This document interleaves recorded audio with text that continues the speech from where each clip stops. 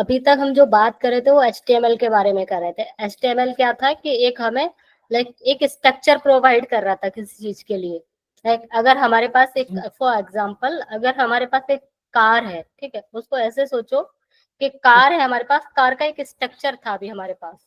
अगर हम उसको CSS भी ऐड कर देंगे तो उसमें जो हम कलर कॉम्बिनेशन है, पेंटिंग वाला जो काम है ना, डेकोरेशन वाला काम, जो कार के ऊपर डेकोरेशन होती है ना, फ्रेम तो था हमारे पास पहले। HTML एक फ्रेम क्रिएट कर रहा था, ठीक है। जैसे कार का जो फ्रेम बना होता है ना, कि उसमें पहिए लगे हुए हैं, पहिए की जगह एक फिक्स है कि यहाँ पहिए लगेंगे, यहाँ हमारा आगे कांच लगेगा, या यहाँ पे इंजन लगेगा, या सीट रहेंगी, जो भी कुछ रहता है वो एक स्ट्रक्चर तो रहता है ना, कि ऐसा तो नहीं है कि किसी किसी कार में डिफरेंट डिफरेंट हो जाएगा। हर एक मॉडल होता है जो कार का, हर एक कंपनी का, वो एक स्ट्रक्चर बनाते हैं ना। उसी टाइप से हमारा एक सेम HTML काम कर रहा है, कि वेबसाइट में एक स्ट्रक्चर हमें दे रहा था कि हमारा यहाँ पे ये चीज लगेगी, यहाँ ये चीज लगेगी, या हेडिंग रहेगा ये। उस टाइप से हमने एक स्ट्रक्चर तो देख लिया। अब मैं चाहती हूँ उसको डेकोरेट करना, ठीक है। अगर हम उस वेब पेज को डेकोरेट करेंगे, डेकोरेट करने के लिए तो जैसे हम कार का फॉर एग्जांपल देख रहे थे, तो कार को अगर हम डेकोरेट करेंगे तो हमें उसके लिए कलर भी चाहिए, कि उसका पेंट किस कलर का होगा, ग्लास भी चाहिए, ग्लास कैसे लगाने हैं उसको, ठीक है। मोटर, जो इंजन रखा जाएगा उसके लिए जो प्रॉपर जगह है, उसका क्या कलर देंगे, बहुत सारी चीजें हैं, उनको कैसे फिक्स करेंगे, वो चीजें भी आती है ना, ठीक है। ये तो हो गया हमारा CSS का काम। ये हो रहा है किसके थ्रू हो रहा है, मतलब CSS काम करे। जैसे ये सेम चीज अगर हम वेबसाइट में कर रहे हैं, कलर कॉम्बिनेशन वगैरह, डिजाइन वगैरह करेंगे, जो भी चीज को नई स्टाइल देंगे, तो वो होगा CSS की हेल्प से। अगर हम इसके एडवांस और थोड़ा आगे जाएंगे तो जावा स्क्रिप्ट आती है, वो भी हम आगे इसी कोर्स में कंटिन्यू करेंगे। इसके बाद जो हमारा नया जो लैंग्वेज रहेगी, हम जावा स्क्रिप्ट को पढ़ेंगे। जावा स्क्रिप्ट क्या करता है मेनली, जावा स्क्रिप्ट में ये होता है कि वो काम कैसे कर रहा है। आपके बैकग्राउंड से आवाज आ रही है सही। स्पीकर कनेक्ट तो किया जैसे है। जावा स्क्रिप्ट, हाँ, जावा स्क्रिप्ट में क्या करते हैं हम, जावा स्क्रिप्ट में मेनली जो जैसे हम कार का एग्जांपल दे रहे हैं, जो कार की जो ऊपर की फंक्शनैलिटी तो हमने समझ ली कि स्ट्रक्चर है, उसको डेकोरेट कर लिया। जो अंदर उसमें जो फंक्शनैलिटी चल रही है, जिससे जो इंजन कैसे रन कर रहा है, कैसे चल रही है कार, जो रन करेगी ना किसी रोड पे, वो कैसे चल रही है, वो सब किससे कंट्रोल हो रहा है, वो जावा स्क्रिप्ट की हेल्प से कंट्रोल हो रहा है। ऐसे ही सेम एज वेबसाइट में जो चीजें कंट्रोल होगी, जो वेबसाइट की इनर फंक्शनैलिटी है वो कैसे चलेगी, वो with the help of Java script से चलेगी, ठीक है। अब हम समझते हैं कि CSS है क्या। अभी हमने एक फॉर एग्जांपल के मोटा मोटा वो समझा कि हाँ CSS का कहाँ यूज है, किस तरीके से काम कर रहे हैं। तो बेसिकली अभी हम CSS थर्ड पे काम कर रहे हैं। जैसे अभी HTML5 का वर्जन यूज कर रहे हैं, तो हम अभी जो करंटली रिसेंटली वर्क कर रहे हैं वो CSS3 पे कर रहे हैं, ठीक है। CSS3 मतलब, अब इसको हम समझते हैं व्हाट इज CSS। तो CSS का क्या है, CSS की जो फुल फॉर्म है कास्केडिंग स्टाइल शीट। इसका जो फुल फॉर्म है, फुल नेम है स्टाइल शीट, मतलब किसी सीट है उसको स्टाइल कैसे करना है, ठीक है। Cascading style sheet is use to style and design web page. मतलब वो आपके एक वेब पेज को मतलब इसको हम क्यों यूज कर रहे हैं, वेबसाइट के पेज को डिजाइन करने के लिए और स्टाइल करने के लिए, ठीक है। CSS stand for cascading style sheet, जो मैंने पहले बताया कि इसका फुल फॉर्म है। It contain the layout, colour, font and appearance of the HTML element. इसमें बहुत सारी चीज होती है, ये क्या क्या चीजों का कॉम्बिनेशन है, कंट्रोल करता है। जैसे लेआउट को कंट्रोल करेगा, किस टाइप से हम लेआउट बना रहे हैं, कलर्स को, फॉन्ट को, कुछ भी चीजें हैं जो हम डिजाइन करने के पर्पज से यूज कर रहे हैं, उसको CSS ही कंट्रोल करेगा हमारे वेब पेज में। जब हम कर रहे थे HTML में चीजें देख रहे थे, तो उसी फाइल में जाके कर रहे थे। बट अगर हम जब बड़े प्रोजेक्ट की बात करते हैं, जब हम बड़े प्रोजेक्ट पे काम करेंगे, तो उस पे कैसे यूज करेंगे। अब ये आ रहा है CSS ensure the separation of content and design. मतलब कि एक जो रूल रहता है, सेपरेशन का एक रूल भी होता है कि हम किसी पार्ट को, छोटे छोटे पार्ट को हम सेपरेट करके उसको डिजाइन करना। ये नहीं है कि अब हम जो अभी बोल रहे थे कि बेल्ट, जो कार का एग्जांपल दे रहे थे, कार में अब ऐसा तो है नहीं कि हम सारी चीजों को एक ही कलर दे देंगे, उसके छोटे छोटे चंक्स ऑफ वो बनाएंगे ना कि हाँ लाइक हमें फ्रंट का जो कलर है वो इस टाइप से देना है, जो सीट का कलर है किस टाइप से देना है, डिफरेंट डिफरेंट कलर के हिसाब से क्या क्या चीजों पे क्या क्या कॉम्बिनेशन शूट करेगा। तो हम उसी तरीके से सेपरेशन कर लेते हैं, सेपरेशन से हम समझ पाते हैं लाइक किस पार्ट पे हम कंट्रोल कर रहे हैं, किस चीजों को कर रहे हैं। ठीक है, मैम कलर तो उसमें भी अब दे पा रहे थे, एचटीएमएल की हाँ फाइल में भी कलर आप। हम उसमें भी दे पा रहे थे, पर इसमें जो हम देंगे ना लाइक बड़े प्रोजेक्ट पे कैसे काम करते हैं, वो तो था कि अब उसी पेज पे दे के उसी पेज पे कंट्रोल कर रहे थे चीजें, उसे एक ही लैंग्वेज। देखो हम with the help of HTML की भी एक वेबसाइट, बढ़िया वेबसाइट बना सकते हैं। जैसे मैंने फॉर एग्जांपल में आपको दिखाया था कि लाइक हमने एक हेडर क्रिएट करा था और आर्टिकल लिखने के लिए सेक्शन बनाए थे, सेक्शन क्रिएट करे थे, फुटर क्रिएट करा था, वहां पे भी हम इमेज दे देंगे या लाइक अपना एक प्रॉपर अगर पेज क्रिएट कर वो किया था, उसमें अपने हिसाब से अगर हम वेबसाइट के हिसाब से जो हमें वेबसाइट बनानी होती, लाइक हमें एक रेस्टोरेंट के लिए एक पेज बनाना होता हम बना सकते हैं, वहाँ पे एक हेडिंग देते हैं दिस इज माय रेस्टोरेंट, और यहाँ पे जो रेस्टोरेंट की थोड़ी पिक्चर लगाते, नीचे फुटर पे हम अपना कंटेंट दे लाइक कांटेक्ट के लिए देते कि ये हमारा इंस्टाग्राम का पेज है, यहाँ पे विजिट कर सकते हो, लोग कैसा रिव्यू देते हैं, या स्टार की हेल्प से हम स्टार दे सकते हैं ना, लाइक कि रेटिंग दे पाओगे हमें, यहाँ पे वो सारी चीजें ऐड ऑन कर सकते हैं, उसमें इमोजी लगा सकते हैं, बहुत सारी चीजें होती है। जब वो कुछ तो डिटेल में पढ़ रहा हूँ तो आपको समझ में आएगा। जब देखो मेरा काम था कि मैं आपको सिलेबस कंप्लीट करवाऊँ, सिलेबस के अकॉर्डिंग वो चीजें हो गई हैं। जब आप खुद अपने थ्रू उसको करोगे ना तो बहुत सारी चीजें और सामने निकल के आएंगी। तो अभी हम जैसे का सिंटेक्स, सीएसएस का सिंटेक्स कर रहे हैं ना लाइक, अब जब हम समझेंगे कि लाइक सीएसएस समझ लिया कि किसके लिए यूज हो रहा है और सीएसएस है क्या चीज, अब जो इसका सिंटेक्स होता है वो सिंटेक्स क्या होता है। CSS is written in rules that includes selector, target, HTML element to style, और ये क्या है declaration, define the property and value its value. ठीक है, अब इसमें सिलेक्टर और डिक्लेयर ये क्या चीज है, डिक्लेरेशंस।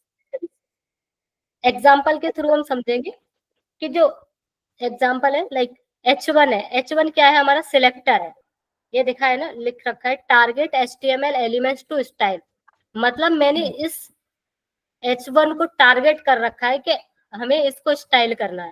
लाइक हमने H1 टैग वहां पे कंप्लीट किया है ना कि H1 कैसे करते हैं, H2 कैसे देते हैं, वो पढ़ा था ना सब। तो सेम एज वो सेम वही हमने एक सपोज दैट कि हमने एक HTML का एक टैग लिया है जिसको हम यहाँ पे क्या बोल रहे हैं सिलेक्टर, उसको इसका नाम दे दिया है हमने, ये इसका नाम है सिलेक्टर है, मतलब इसको हम सिलेक्टर अपनी नॉर्मल भाषा में समझेंगे इसको। अभी हम इसको सिलेक्टर समझ, और ये है जो डिक्लेरेशन पार्ट में देखते हैं, डिक्लेरेशन में क्या है define the property and it's value. Like ये जो पार्ट है इसको हम बोल रहे हैं डिक्लेरेशन, क्योंकि ये H1 है वो तो एक सिलेक्टर बन गया, इसके अंदर जो है वो हमने डिक्लेरेशन दिया, इसका डिक्लेरेशन भी तो होना चाहिए। लाइक ये डिक्लेरेशन में क्या है property and it's value, property इसमें क्या है, प्रॉपर्टी हम इसको बोल रहे हैं जो कलर है वो प्रॉपर्टी, और प्रॉपर्टी की जो वैल्यू क्या है लाइक ब्लू लिख रख, ये वैल्यू है इसकी। अब ये है ये प्रॉपर्टी है, फॉन्ट साइज है वो एक प्रॉपर्टी है, प्रॉपर्टी में जो हमने वैल्यू क्या दे रखी है 24 पिक्सल, वो एक वैल्यू दे रखी है। ठीक है, अगर हम इस पे सीएसएस अप्लाई कर देंगे कि लाइक हमने ये H1 टैग है तो हमारा जो HTML का पेज होगा उसके H1 टैग में ये रिफ्लेक्शन दिखेगा, लाइक उसका जो कलर है वो ब्लू हो जाएगा H1 का, और जो फॉन्ट साइज है वो 24 पिक्सल हो जाएगा, उसके साइज को एनहेंस कर देगा, मतलब बड़ा कर देगा। ठीक है, अब हम देखते हैं सीएसएस सिंटैक्स हमने पढ़ लिया।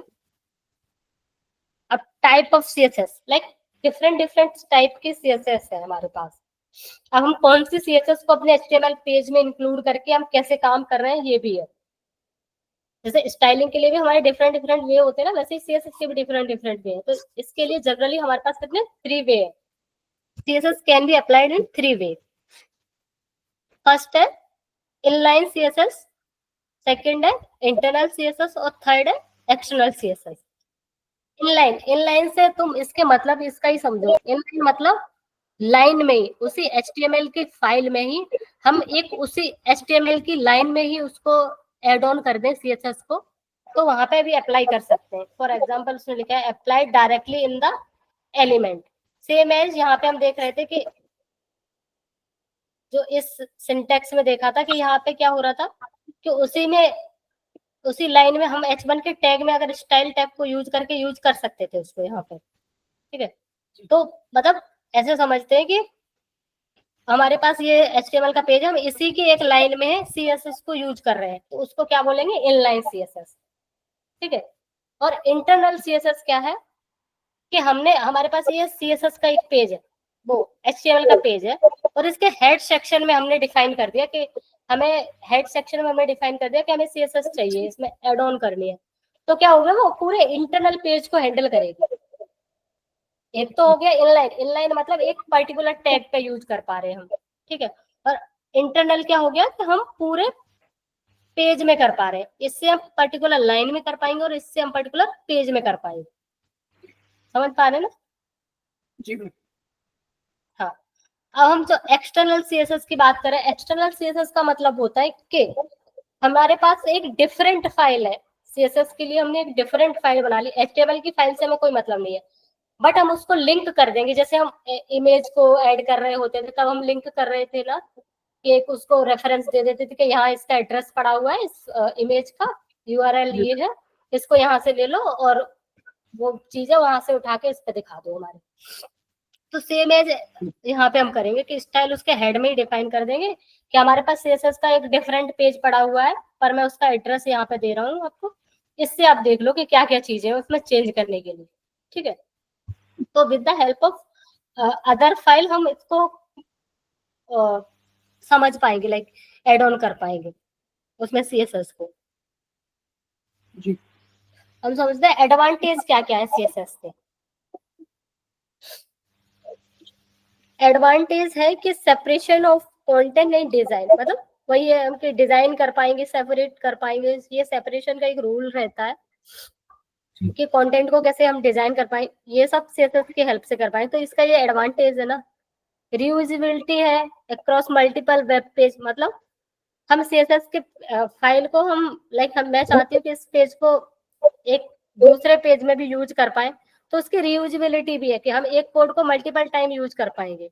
हमने एक बार डिफाइन कर दी कोई चीज कि हेडिंग का कलर हमें ब्लू चाहिए और पैराग्राफ का कलर ये चाहिए, किसी और चीज का कलर ये चाहिए, मतलब हम डिफरेंट डिफरेंट इमेज दिए तो इमेज का स्ट्रक्चर इस टाइप से आना चाहिए। तो वो सारी चीजें अगर मैं चाहती हूँ दूसरी वेबसाइट में यूज करना, तो मैं सेम HTML की फाइल को उठाऊंगी और उस वाली को एड्रेस दे दूंगी कि ये वाली फाइल है हमारे पास, इसको तो सेम उसकी फंक्शनैलिटी वहां पे भी चलाएगा वो, क्योंकि हमने सेम दे दिया है उसको, सेम पाथ मिल गया। जी अब क्या है, consist design through the web page, मतलब पूरा थ्रू आउट जो वेब पेज है उसमें एक डिजाइन की कंसिस्टेंसी रहेगी, वो भी सेम सिमिलर रह पाएगी। या फिर हमारे पास डिफरेंट डिफरेंट HTML के पेज है पर हमारे पास एक CSS एक जगह से हम CSS को कंट्रोल कर रहे हैं, तो कहीं पे भी होगा तो हम सिमिलरिटी रहेगी उस पेज में, क्योंकि हमने डिजाइन तो एक ही जगह से कंट्रोल कर रहे हैं। तो ये भी हमारा एक बेनिफिट है, वो भी हमारा एक बेनिफिट हो गया। जैसे ही कि जैसे कार का जो हमें एग्जांपल लेके चलते हैं, हमने एक कलर है, एक बाल्टी में एक कलर घोर लिया है पूरा, तो हमारे पास एक कलर है, हमने कलर बहुत ज्यादा बना लिया, अब मैं उसको मल्टीपल टाइम यूज कर सकता हूँ ना, एक गाड़ी पे कर दिया, उसके बाद दूसरी गाड़ी पे भी वही सेम कर दिया, तीसरे पे, तो उससे क्या रहेगा, सिमिलरिटी रहेगी। और वही है कि मैं अलग अलग जाके एक एक बाल्टी में अलग अलग लगाऊंगा, तो इससे हमारा टाइम भी जाएगा और हमारी जो कंसिस्टेंसी है वो भी नहीं रहेगी। तो ये फायदा कर रही है ना उससे हमारा। Improve load time due to browser checking, मतलब जब भी ये हमारे जो ब्राउजर का लोड लेता है, ब्राउजर जो हमारी वेबसाइट को जब हम उसको डिप्लॉय करते हैं तो जो टाइम करता है, तो उसकी उसको भी इम्प्रूव करती है। CSS की जो कुछ फंक्शनैलिटी है ऐसे प्रोवाइड करते हैं, तो ब्राउजर पे लोड कम रहता है, ठीक है। Flexibility to make global changes, मतलब कोई भी हमें ग्लोबली चेंज करना है एकदम से, अगर हमें कोई रैंडम चेंज करना है, अब मुझे चाहिए सारे HTML के पेज पे एकदम से चाहिए, किसी यूजर ने बोल दिया कि हमें ब्लू कलर नहीं चाहिए, हमें ब्लैक कलर नहीं चाहिए, हमें कोई डिफरेंट कलर चाहिए, तो हम एक जगह से कंट्रोल कर रहे होंगे, तो हम एक जगह से ही उसको हटाएंगे, चेंज करेंगे, तो सब जगह वो रिफ्लेक्शन हो जाएगा उसका।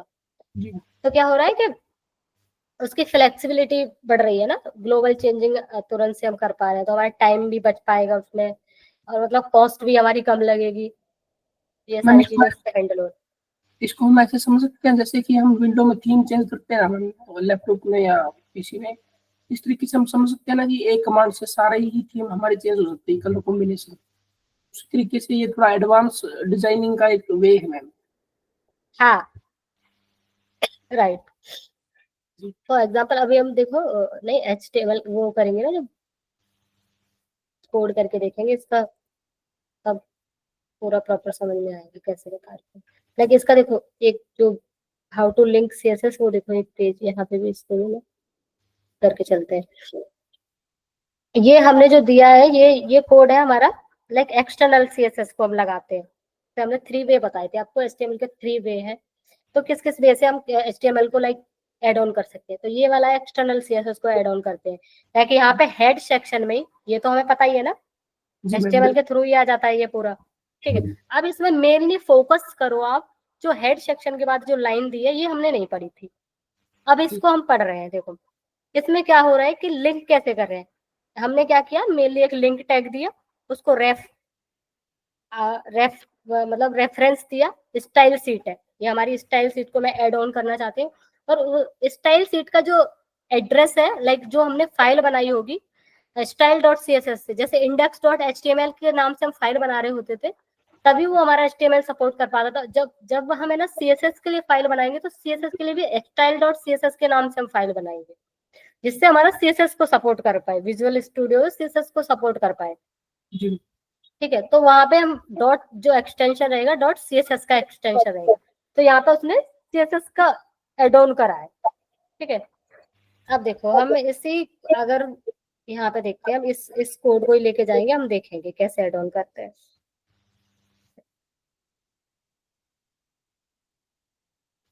ये हमारी फाइल थी, इस पर हम जो कल परसों भी इसी को देख रहे थे, इस पे सीखा है हमने जो भी करना। तो ये हमारी फाइल है, और हमारे पास ये पड़ी है HTML की फाइल।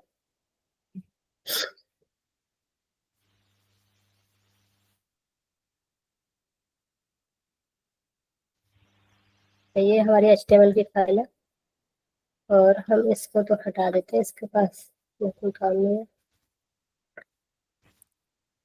अब हम यहाँ देते थे, इसको टाइटल दे देते हैं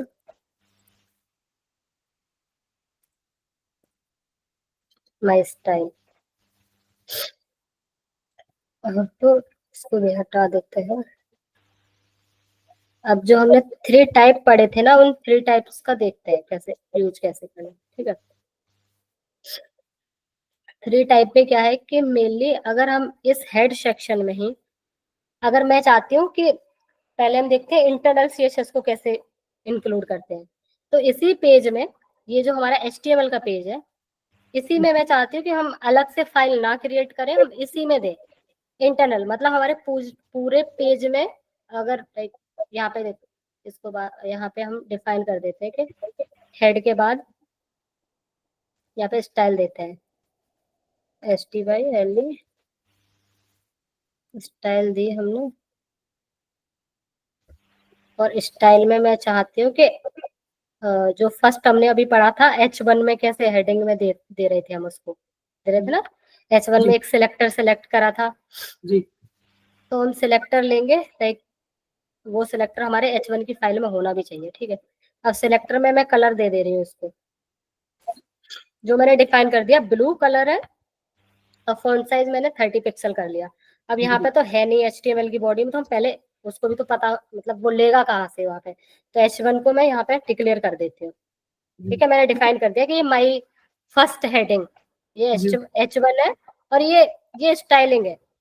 जी ये कौन सी स्टाइलिंग है, इंटरनल स्टाइलिंग। जी लाइक अगर अगर हम देखो डिफरेंट डिफरेंट भी दे देंगे ना, अगर कहीं पे भी हम दे देंगे कि लाइक H1 की हम दूसरी हेडिंग दे देते हैं, तो ये सब पे ही चेंज करेगा। लाइक यहाँ पे मैं लिख देती हूँ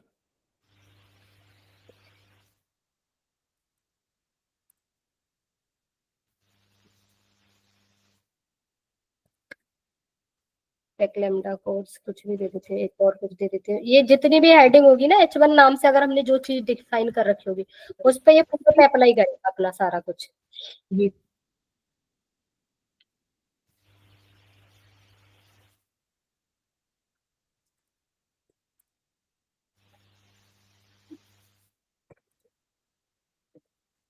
तो यहाँ पे हमने ये लगा लिया, ठीक है। और ये हमने H1 में हमने ये दे दिया कि इन सबका कैसा कलर हो जाए, ब्लू कलर हो जाए और साइज है वो 30 पिक्सल हो जाए। जैसे नॉर्मल लाइक H1 अपना एक फॉन्ट साइज रखता है, जैसे आपने देखा था कि लार्जर सबसे बड़ा देता है साइज, है ना। H2 उसे थोड़ा छोटा, S6 पे जाके सबसे स्मॉलेस्ट हो जाता है। तो अगर हम इसको देखेंगे ना तो देखो वो चेंज क्या करेगा। सी उसने जो दिया है, उसने सब सारी जितनी भी हेडिंग है सबका कलर उसने कैसे दे दिया, ब्लू दे दिया। ये क्योंकि हमने उसको इंटरनली कर रखा है। अगर मैं यहाँ चाहती हूँ लाइक जैसे हमने एक वेब पेज के नाम से ये पी टैग बना रखा है, अगर मैं यहाँ पी को भी दे दूं ना, ऐसे डिफाइन कर दूं, लाइक पी टैग के लिए भी हमने डिफाइन कर दिया, और पी के लिए मैं यहाँ लिख देती हूँ कि इसका भी कलर और साइज लाइक रेड कर दे कलर को, या देखो ये पिकअप कर पा रहा है सेम है, लाइक कुछ भी कलर दे सकते हैं वो, तो उसके लिए भी येलो दे देते हैं इसको।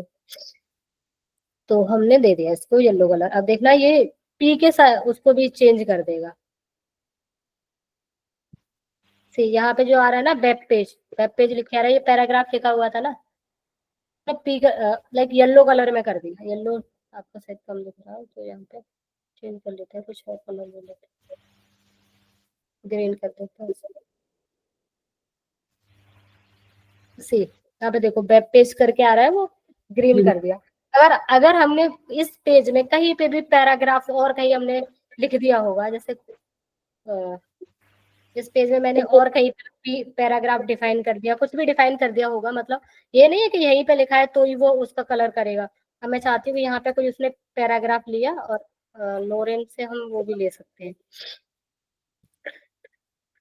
अगर लोरेम करते हैं तो लोरेम से हमारा पैराग्राफ बना के हमें दे देता है। देखो ये इसने खुद ही बना के दे दिया, हमें लिखने की भी जरूरत नहीं पड़ेगी। अगर लोरेम लिखेंगे ना तो वो पूरा क्रिएट करके भी दे देगा। तो सी हम यहाँ पे देख सकते हैं उसने इस पैराग्राफ का भी कलर उसने ग्रीन कर दिया, क्योंकि हमने स्टाइल में उसको दे रखा है कि हमारे पैराग्राफ कहीं पे भी होएगा तो पैराग्राफ का कलर ग्रीन कर देना, और हेडिंग का कहीं पे भी हेडिंग दिखती है तो मैं तो हेडिंग का कलर ब्लू कर देना, वो बाय डिफॉल्ट करेगा।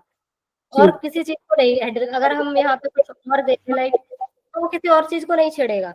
अगर मैंने दे दिया यहाँ पे किसी और टेक लाइक मैं देती हूँ यहाँ पे H2 करके दे दूंगी तो नहीं लेगा, उसको H2 नहीं पता है तो वो कैसे कर पाएगा, नहीं कर पाएगा ना। जी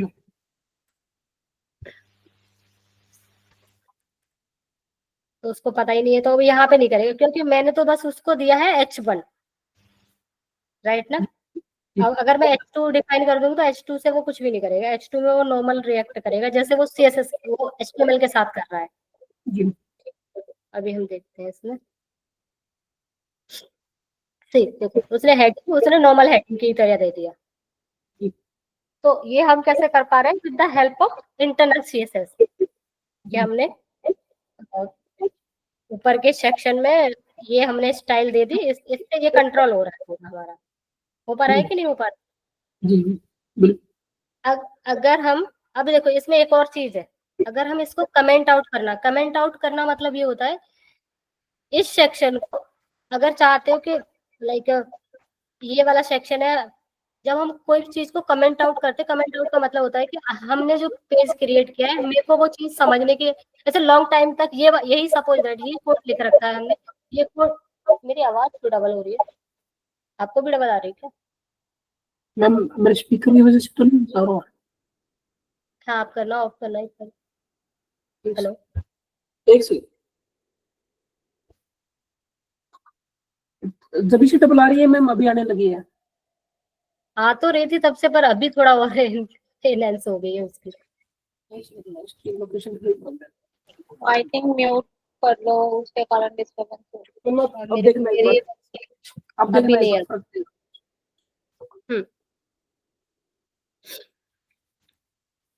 तो अभी हम जो बात कर रहे थे कि लाइक कमेंट आउट क्यों करते हैं, कमेंट आउट का जो मतलब रहता है वो इसलिए रहता है कि हम इस कोड को जब भी मान लो सपोज दैट कि हम 1-2 महीने बाद देख रहे हैं तो हमें थोड़ी ना याद रहेगा कि हमने ये चीज क्यों डिक्लेयर करी थी, वो क्यों करा था। तो कुछ सेक्शन को हम वहाँ पे डिफाइन लाइक इस कोड में हम कुछ भी चीज लिखेंगे एक्सटर्नल चीजें लिखने के लिए, अब मुझे चाहिए कि ये मैंने स्टाइल लिखने के लिए ये चीज यूज करी है, तो मैं यहाँ पे इसको कमेंट करके लिख देती हूँ एक लाइन को कि ये चीज है वो मैंने लाइक मुझे CSS इंक्लूड करी है, इसलिए मैंने यहाँ पे लिख दिया, तो मैं लिख देती हूँ दिस इज फॉर स्टाइलिंग, है ना, और इसको मैंने कमेंट कर दिया। तो ये लाइन है, ये लाइन हमें ब्राउजर पे शो नहीं करेगी, बट हमें कोड पे लिखी दिख रही है। जब भी हम पढ़ेंगे, मान लो ये हमने किस लिए कोड को हम देख रहे हैं, तो हमें तुरंत से इस लाइन पे हमारी जैसी नजर जाएगी, हमें समझ में आ जाएगा कि ये चीज हमने किस लिए लिखी थी, कि स्टाइल करने के लिए ये पोर्शन लिखा हुआ है। तो हमें ज्यादा दिमाग में चीजें रखने की जरूरत नहीं पड़ेगी। और यहाँ ऊपर से ये भी है कि यहाँ पे दिखेगा नहीं वो चीज, या यहाँ पे देखो ये तो दिख रहा है, बट कैसे करेंगे,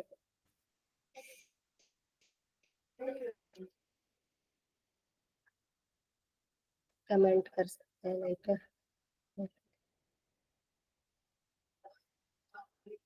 जैसे HTML में मैंने करके बताया था कि हाइफन और डेड डेस करते थे, तो उससे कमेंट आउट होती है चीजें। सेम लाइक यहाँ पे भी कर सकते हैं, मतलब कोई चीज को हाइड करना, लाइक हमें ये नहीं दिखाना, ब्राउजर पे नहीं दिखाना है, बट हमें अपने इंटरनली समझने के लिए, कि अपने दिमाग में वो चीजें रखने के लिए हम उसको कमेंट आउट कर सकते हैं। हम जैसे आप कह रहे थे लाइव सर्वर में ओनली बॉडी का कंटेंट दिखता है, तो ये हेड का कंटेंट भी उसमें कैसे दिख रहा है? किसमें? लाइव सर्वर में जब हम जाते हैं वेबसाइट पे, तो उसमें आप बता रहे हैं बॉडी में हम डालते हैं वही दिखेगा वहां पे। यही तो CSS का काम है भाई। CSS को हम डिफाइन ही इसीलिए कर रहे हैं, लाइक अगर हम HTML की हेल्प से कर रहे होते तो HTML में हम मतलब हेड सेक्शन में चीजें नहीं डालते हैं। हेड सेक्शन मतलब जैसे मैं अपनी बॉडी के अकॉर्डिंग समझो कि हम माइंड में वो चीजें रखते हैं जिससे कंट्रोलिंग होती है चीजें, जो हम बॉडी में चीजें जो रखते हैं कि लाइक हमारे अंदर लाइक जो भी सिस्टम है पाचन करने के लिए, खाने के लिए, वो सब क्या है, बॉडी के अंदर जा रहा है। तो ये तो वो कंटेंट है, मतलब कंटेंट है वो हमारी बॉडी में रहता है। हेड में क्या चीजें रहती है, वो HTML के केस में अलग चीज है। यहाँ पे हम हेड में बस लिंक दे रहे हैं, किसी चीजों की लिंक दे रहे हैं, ये भी एक तरीके से लिंक देना ही हुआ। यहाँ पे हम लाइक स्टाइल को लिंक ही तो कर रहे हैं, या लिंक देने के बाद स्टाइल कर सकते हैं, या इंटरनल CSS को यूज कर रहे हैं, इसलिए हम ये कॉन्सेप्ट को यूज कर पा रहे हैं। बट हम लाइक उसको करेंगे ना HTML में, तो HTML में नहीं करेंगे ऐसा। जब हम हेल्प ले रहे हैं, CSS इसमें इंक्लूड कर रहे हैं, तो हम हेड सेक्शन में करेंगे, अदरवाइज नहीं करना हम। ठीक है, हाँ। अभी हम ये एक तो हमारा हो गया, और हम दूसरी चीजें देख रहे हैं कि हम इस चीज को अगर एक्सटर्नल करेंगे तो कैसे करेंगे। एक तो एक्सटर्नल करने के लिए कि यहाँ पे न्यू फाइल बना लें हम,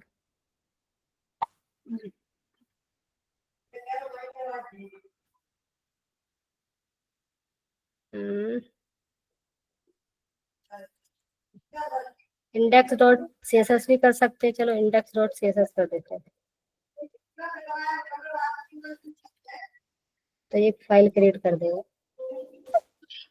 जो हमारे इसी फोल्डर में रहेगी, लाइक हमने जो HTML वाला फोल्डर बना रखा है ना माई पेज करके, उसी में हमने क्रिएट कर दिया।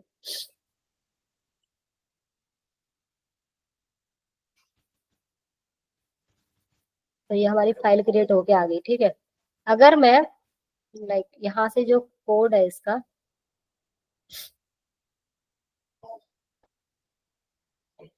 जो ये चीज है, इसको हेड सेक्शन से हटा के मैं सीधा ये चीज यहाँ डिक्लेयर करूंगी। कॉपी करती हूँ इसको Ctrl+C से, और यहाँ पे जाके पेस्ट कर देते हैं B। ठीक है, Ctrl+V यहाँ कर दिया, और जो हमारा HTML में से इसको कंटेंट हटा देते हैं, यहाँ पर इसको डिलीट मार दिया यहाँ से। मैं इस स्टाइल को यहाँ से हटा देती हूँ। ठीक है, अब देखना यहाँ से कैसे हैंडल करेगा वो CSS पे। अब यहाँ पे हेड में इसकी लिंक दे देंगे, इस वाले पेज जो HTML का पेज है इसमें। अब तो हमारी स्टाइलिंग बची नहीं, क्योंकि हमने हटा दी यहाँ से। अब जो स्टाइलिंग किसमें कर दी मैंने, index.css में। हाँ, तो अब मैं अगर अब इसके पास लिंक ही नहीं होगा तो वो कैसे लिंक कर पाएगी भाई। उसको स्टाइल तो दे रखी है, पर हमने उसको एड्रेस नहीं दिया कि भाई तेरे पास खाने के लिए खाना तो है, पर तुझे किचन का एड्रेस नहीं पता है, तो कैसे जाएगा। तो उसको एड्रेस तो देना पड़ेगा। तो एड्रेस देने के लिए यहाँ पे हम करेंगे लिंक रेफ, और जो हम रेफ करेंगे उसको रेफरेंस देंगे लाइक,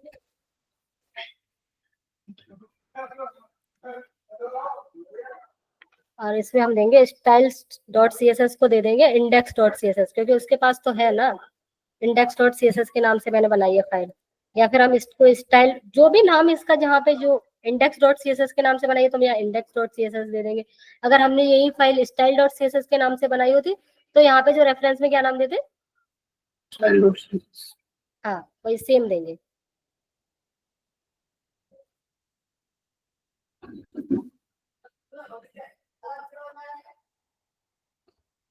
हम ये वाली फाइल उसको दे देंगे index dot C S S, ठीक है। और उसने ले ली, अंडरलाइन कर दिया, उसने ले ली। अगर हम इसको रन करेंगे ना, अब देखो मैं इसका कलर चेंज करती हूँ तब तुम्हें समझ में आए, क्योंकि अभी तो तुम्हें वही दिख रहा था। अगर मैं इस हेडिंग का पहले जो कलर लिया था, अब इस हेडिंग का कलर मैं दे देती हूँ।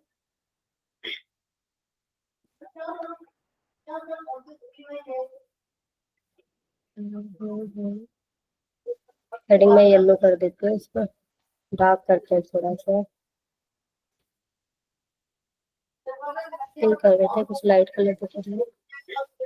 हेडिंग हमने ये दे दी, और जो पैराग्राफ के लिए हमने दे रखा है, पैराग्राफ के लिए कुछ और रेड दे देते हैं, रेड से ऑरेंज करते हैं, ठीक है। अब हम इसको देखते हैं, लाइव सर्वर करेंगे ना, उसको एड्रेस नहीं मिल पाया अभी भी, लाइक उसने जो आउटपुट दिया है हमें,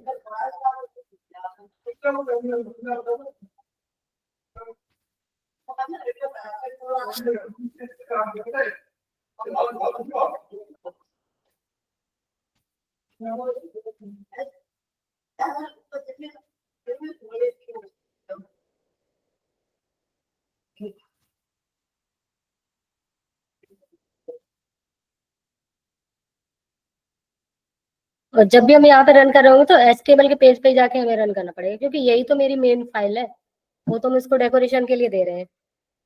यहाँ पे आके ओपन विद लाइव सर्वर करेंगे, देखो अब उसने चेंज किया है, लाइक उसको सेव नहीं किया था ना उस फाइल को, तो इसलिए नहीं दिखा रहा था। अभी हमने देखो हेडिंग पे जहाँ पे थी उसको हमने ये डार्क कलर दे दिया था, और जहाँ पे पैराग्राफ था उसको ये कलर दिया था,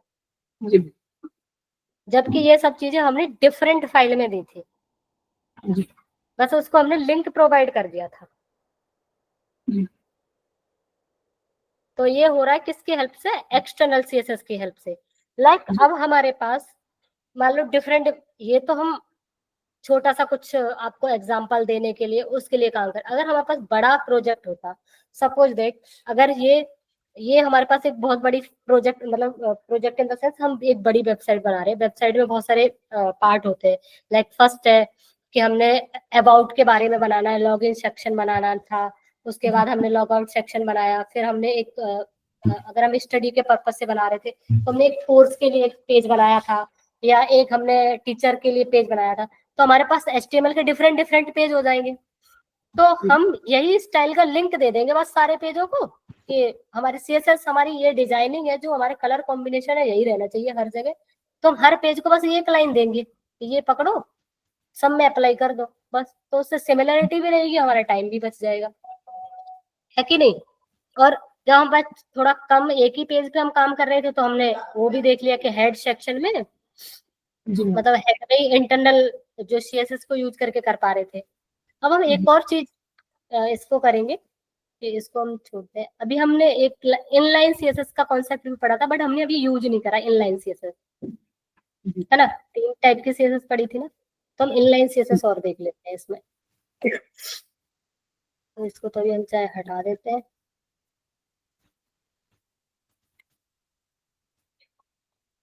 इस पेज को हम लिंकिंग ही हटा देते हैं, जिससे वो वहां से कनेक्ट ही ना कर पाए।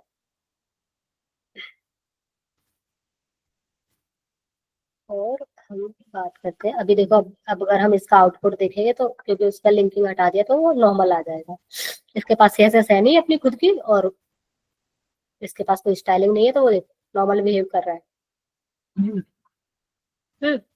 अब हम इसको देते हैं इनलाइन CSS का कॉन्सेप्ट देखते हैं। इनलाइन CSS का मतलब होता है कि हम उसी लाइन में जाके CSS को ऐड कर लें। अब हम यहाँ पे करेंगे ना, जैसे स्टाइल देंगे, स्टाइल देंगे और स्टाइल में हम देना चाह रहे हैं इसको कलर, कलर दे दिया, और कलर के बाद हम इसको दे रहे हैं लाइक कलर मुझे कौन सा देना है, हम यहाँ कलर दे सकते हैं, चूज करते हैं, इसको कलर दे देते हैं। अब मैं हेडिंग को दे रही हूँ ये कलर दे देती हूँ हेडिंग को, और मैं चाहती हूँ पैराग्राफ को कोई और कलर मिल जाए। तो पैराग्राफ के प्रॉपर टैग में जाके हम लिखेंगे स्टाइल, और इस यहाँ पे देखो हमें सजेशन भी मिल ही जाते हैं ना, कोई वो नहीं है। और अब मैं चाहती हूँ लाइक इसको मैं क्या देना है, इसका मैं बैकग्राउंड कलर के लिए देखती हूँ, क्योंकि हमने कलर तो करके देख लिया, बैकग्राउंड कलर नहीं देखते। बैकग्राउंड लेंगे, और बैकग्राउंड में क्या लेना है हमें, कलर ही लेना है बैकग्राउंड का, तो कलर देख लेते हैं। बैकग्राउंड कलर लेंगे, और बैकग्राउंड कलर में हम कुछ भी दूसरा कलर उसको डाली दे देंगे।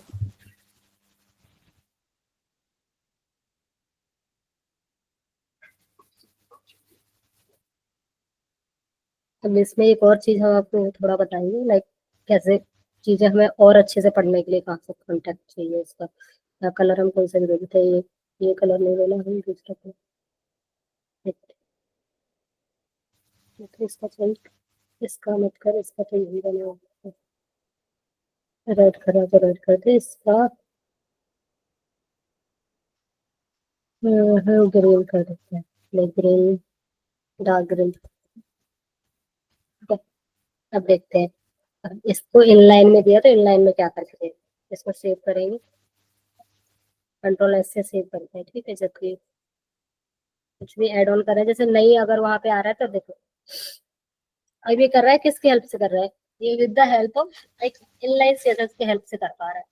उसने हमने एक हेडिंग को दिया तो उसने एक हेडिंग को ही किया, जबकि वो सारी हेडिंग थी ना उसके पास, H1 नाम से ही हेडिंग, बट हमने जिस लाइन को उसको पर्टिकुलर लाइन को दे दिया वो पर्टिकुलर लाइन को ही हैंडल कर पा रहा है। बट जबकि हम अगर इसको इनलाइन और मतलब इंटरनल सीएसएस और एक्सटर्नल सीएसएस की हेल्प से कर रहे थे, तो हम बस क्या दे रहे थे, H1 टैग दे रहे थे, तो वो सारे लाइक स्टैग लैम्डा कोर्स को भी करा था, लर्निंग प्लेटफॉर्म को भी, सबको वो एक ही कलर दे देता। बट हम इससे बस ये बेनिफिट है कि लाइक हम पर्टिकुलर लाइन में चेंज कर पा रहे हैं, बट ये करना ज्यादा इफेक्टिव नहीं है, क्योंकि इसमें क्या प्रॉब्लम है कि एक तो ये हमारे कोड को लेंथी बना देता है, क्योंकि हमें जब इसी में CSS घुसेड़ दी और उसी में HTML है और उसकी पर्टिकुलर लाइन में जाके चेंज करना वो थोड़ा टफ हो जाएगा। जब तुम्हारा लिखा हुआ है तुम्हें तो समझ में आ जाएगा एक बार के लिए, बट ये कोड तुम किसी और को रेफर करोगे तो उसको नहीं समझ में आएगा। बट उसके लिए अगर तुमने डिफरेंट सीट बना दी होगी स्टाइल के लिए, तो उसको तुरंत से समझ में आ जाएगा कि हाँ इसने H1 टैग में ये कलर दे रखा है, इसमें ये कर रखा है, तो वो इजी भी रहेगा, मतलब उसमें अंडरस्टैंड करना भी हमें अच्छा रहेगा और वैसे भी अच्छा है कोड के पर्पज से। तो हमारी ये तीनों चीजें आज क्लियर होती है, लाइक हमने इनलाइन सीएसएस को कैसे ऐड करते हैं, और इंटरनल सीएसएस को और एक्सटर्नल सीएसएस को। अभी यहाँ पे जो हमने एक चीज देखी थी, लाइक यहाँ पे जो हमें सजेशन देता है, अगर हम कलर कॉम्बिनेशन की, यहाँ पे देखो, यहाँ जब हम इस पे जब भी होवर करते हैं तो यहाँ पे हमें देता है MDN रेफरेंस। अगर हम इस पे जाते हैं ना तो एक वेबसाइट खुलती है, देखो ये वेबसाइट का नीचे लिंक आता है, इसके भी हम तुम्हें ओपन करने के लिए बोलते हैं, इसको ओपन। अब इसके बारे में देखो, अगर तुम्हें बैकग्राउंड के बारे में और ज्यादा पढ़ना है तो ये जो हमारी जो वेबसाइट है ना, जिसे इस पे लिखा है डेवलपर मोजरेला ORG, मतलब ये एक ORG का मतलब होता है मतलब ऑफिशियल वेबसाइट किसी चीज के लिए, मतलब CSS के लिए एक ऑफिशियल वेबसाइट है जहाँ से हम मतलब किसी कोई भी पढ़ाएगा, मान लो हमें सपोज दैट किसी ने हमें गलत भी पढ़ा दिया, कोई मिस इन्फॉर्मेशन मिल गई कि इसमें ये चेंज आया है, ऐसे करने से ऐसा हो जाता है, तुम किसी की बात मत सुनो, इस वेबसाइट पे जाओ, पर्टिकुलर चेक कर सकते हो, पूरा डॉक्यूमेंटेशन मिलेगा। तो लाइक अब इसमें देखो बैकग्राउंड कलर के लिए उसने पूरा दिया कि नहीं, कि कितने सारे कलर कॉम्बिनेशन है, ये कौन सा ब्राउन कलर के लिए क्या है, बैकग्राउंड में ब्राउन कलर लगाना है तो ब्राउन कलर के लिए लाइक RGB कलर में ये कोड का जो नंबर है वो RGB में ये रहेगा, RGBA में ये कलर का कोड रहेगा। जब कलर थ्योरी पढ़ते हैं ना, कलर थ्योरी भी हमारे का टॉपिक है, कलर थ्योरी पढ़ेंगे, कल पढ़ा देंगे आपको कलर थ्योरी।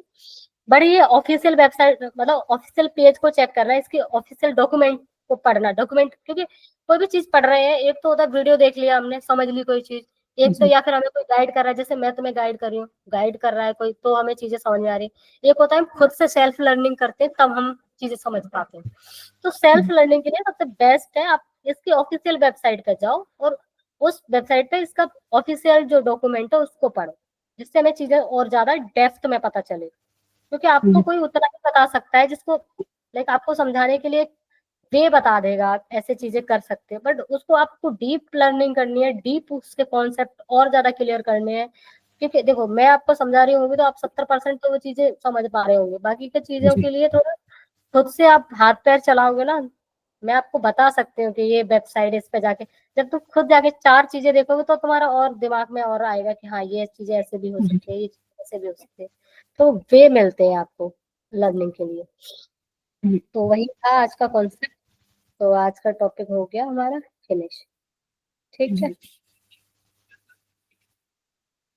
अब इस पे देखने जा सकते हैं, लाइक सेम कॉन्सेप्ट जो अभी हमने उसमें पढ़े थे, तो हम यहाँ पे पर्टिकुलर सेक्शन में देखो बिगिनर के लिए ट्यूटोरियल भी है, व्हाट इज सीएसएस, इसका ऑफिशियल डॉक्यूमेंट है, इसको ही पढ़ो। मतलब किसी जी। और दूसरे से रेफर करने से बेस्ट है कि यहाँ पे आप आके पढ़ो प्रॉपर, ये बढ़िया के लिए। यहाँ पे देखो सिलेक्टर का कॉन्सेप्ट भी दिया है, जो हमने अभी पढ़ा था, सिलेक्टर क्या था और प्रॉपर्टी क्या कैसे देते हैं। ये देखो प्रॉपर्टी है ना, जी। Properties, basic studies, attribute and selector क्या होते हैं, वो सारी चीजों की डेप्थ में अगर उसको नोट्स बनाने या कुछ भी करना, हम यहाँ से कंटेंट निकालो, बेस्ट है। ठीक है। जी। Please subscribe to our YouTube channel.